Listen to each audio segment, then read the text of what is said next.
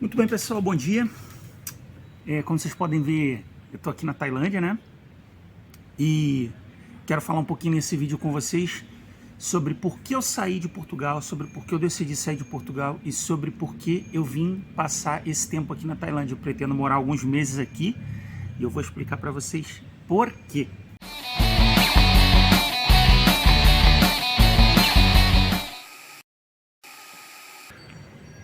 Queria começar aqui, mostrando para vocês um templo que tem aqui bem pertinho da minha casa, né, da casa que eu aluguei para ficar aqui esse mês.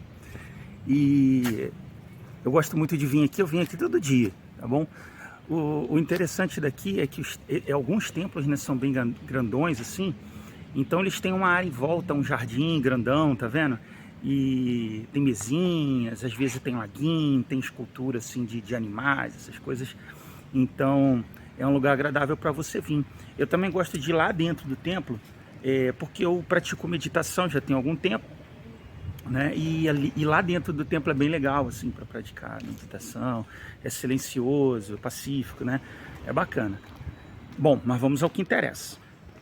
Pessoal, existem alguns, um conjunto de motivos, tá, que me fizeram escolher sair de Portugal nesse momento, tá?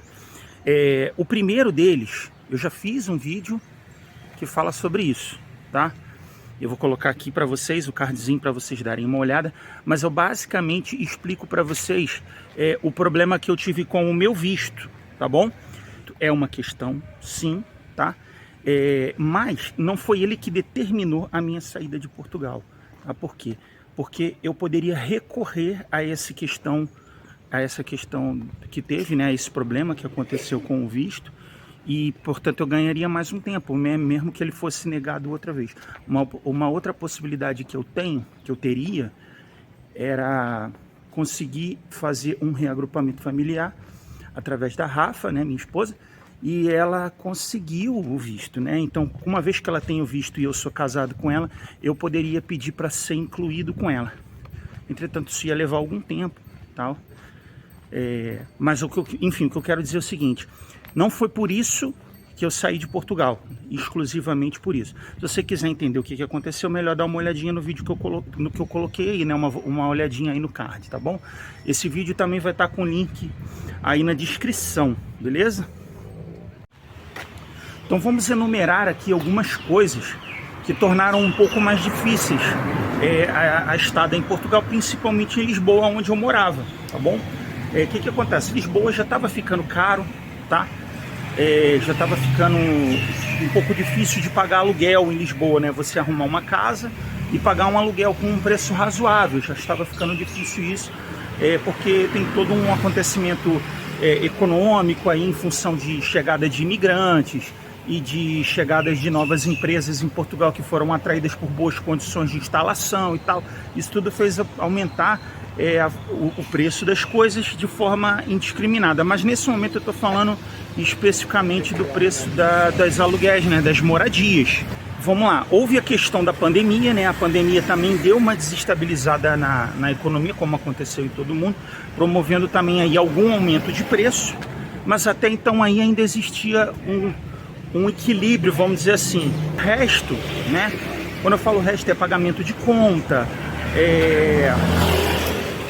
compras, né, no supermercado, nossas comprinhas, nossa alimentação, né? Tudo isso aí ainda estava de um jeito que valia a pena, tá? Ainda tinha a relação ainda tinha um custo-benefício nesse sentido. Aí o que acontece? Veio a guerra, né? Veio a guerra aí da Ucrânia, né? Essa situação toda que a gente tá vendo aí da Rússia, Ucrânia, não sei o que, e aí começou assim a ficar mais complicado, tá? Ou seja, alguns alimentos faltam, tá? Algumas coisas dispararam de preço, tá? A comida que tinha um preço bom, na minha opinião, né? Quando a gente compara aí com o salário mínimo que se pode ganhar em Portugal, tinha um preço bom, assim, achava bem legal o acesso que a gente tinha ao supermercado, né? A comprar alimentos no supermercado. Agora eu acho que está um pouco complicado, tá bom? Teve um aumento significativo aí na nossa alimentação base, entendeu? Então, esse aí também foi um motivo determinante para que eu nesse momento não quisesse estar em Portugal, tá bom? Eu já tinha um planejamento para tirar um período agora nesse ano para estar vivendo aí por um tempo como nômade, tá? Eu queria estar me mudando de tempo em tempo, indo de país para país, né? Mas sem correria, né? Eu escutei o termo slow nomad há pouco tempo, achei ele legal. Por quê? Porque eu não vou ficar quicando de semana em semana em lugares de cidades diferentes. Então, por exemplo, eu resolvi agora vir para Tailândia e eu vou ficar aqui na Tailândia no mínimo 2 meses, entendeu? Tá bom, pessoal? Então, assim, já era uma coisa que eu tinha no meu planejamento. Só que eu ia esperar para fazer isso mais para frente, né? No ano que vem. Mas com todos esses acontecimentos da guerra, do meu visto, essa coisa toda, eu falei, vamos adiantar essa parada e vamos para um lugar, né, que a gente tem ali condições financeiras melhores, né, já que eu trago dinheiro de fora, né, eu trabalho para uma empresa brasileira e trago dinheiro de fora, né, além também dos projetos que eu desenvolvo como freelancer, que é para vários países do mundo, né? O meu último cliente, por exemplo, foi na Inglaterra, né? Então eu trago dinheiro de outros lugares para cá. Então isso aqui, as moedas de fora, até mesmo o real, são bem valorizadas, entendeu? Então aqui a gente tem um poder de compra muito bom aqui na Tailândia. Mas Felipe, me dá exemplo aí para mim entender o quanto é barato a Tailândia. Me dá alguns exemplos aí para entender. Tá bom, vou te dar alguns exemplos. Por exemplo, vamos falar de comida, tá? Comprar comida, tá? Então assim, praticamente tudo quando você vai comprar coisa de mercado, né? Para você levar para sua casa, para você se alimentar, produto de limpeza, essa coisa toda, 95% do que você compra aqui é muito mais barato, mas muito mais barato assim. É metade do preço, às vezes é 1/4 do preço, 1/3 do preço que se paga aí no Brasil, tá? Quase tudo que eu tô falando assim, arroz, legume, fruta, material de limpeza, chocolate, pão, né?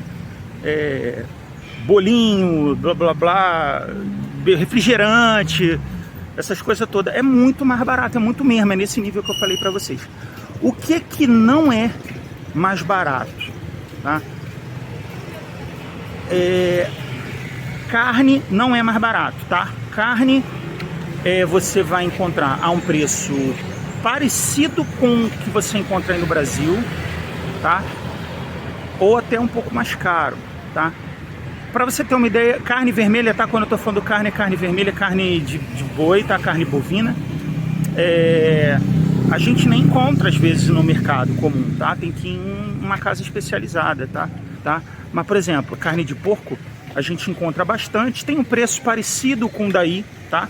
Frango também tem um preço parecido com daí. Às vezes eu acho que é um pouquinho mais caro, dependendo do lugar, entendeu?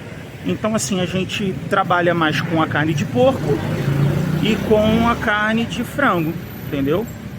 Frutos do mar também tem um preço muito barato, tá? Quando a gente compara aí com o Brasil, né? Comprar assim, lula, camarão, peixinho, também tem um preço bacana aqui, principalmente se você está nas áreas das ilhas, né? Nesse momento aqui eu tô nas montanhas, é longe do litoral, então eu já não encontro um preço tão bom nos frutos do mar, mas ainda assim às vezes eu encontro coisa boa, tá bom? Então tá aí. Outra coisa também que não é mais barato que no Brasil, tá? Às vezes eu encontro um pouco mais barato, mas vamos dizer que é o mesmo preço, tá? Bebida alcoólica, tá? Por que isso? Porque a bebida alcoólica tem um imposto muito maior do que os outros alimentos. Não é considerado essencial, então eles metem um imposto alto, entendeu? Em contrapartida, todos os outros tipos de alimentação considerado essencial são extremamente baratos, tá bom? Extremamente baratos, extremamente acessíveis para que as pessoas não passem fome, tá bom? Isso acontece também com boa parte dos medicamentos. Os medicamentos são muito baratos, tá? Então, principalmente medicamentos comuns, analgésicos, coisa para febre, coisa para alergia, coisa para diabetes, essas coisas assim, são bem baratos para que as pessoas possam ter acesso. Se você é fumante, você também não vai encontrar um bom preço aqui no cigarro, pelo mesmo motivo da bebida, né? O imposto sobre tabaco é bem grande, então não é barato você fumar aqui. Mas eu também diria que no final das contas o preço é parecido com o preço aí do Brasil, entendeu? Aqui a gente considera caro quando a gente compara com uma realidade, né, com o custo de vida comum. Então, se eu comparar um prato de comida com um cigarro, o cigarro é muito caro. Se eu comparar com o preço do cigarro aí no Brasil, é igual. Inclusive, nesse momento eu estou indo para o supermercado fazer umas comprinhas, tá? Eu gosto de ir no supermercado assim 2 vezes por semana. Eu estou indo lá agora fazer umas comprinhas. Depois eu vou fazer um vídeo rapidinho aqui dizendo para você quanto ficou a minha compra e a gente converte para ver aí quanto é que essa compra valeria no Brasil, tá bom? Mas no momento ficamos por aqui. Eu agradeço muito a sua companhia, a sua audiência.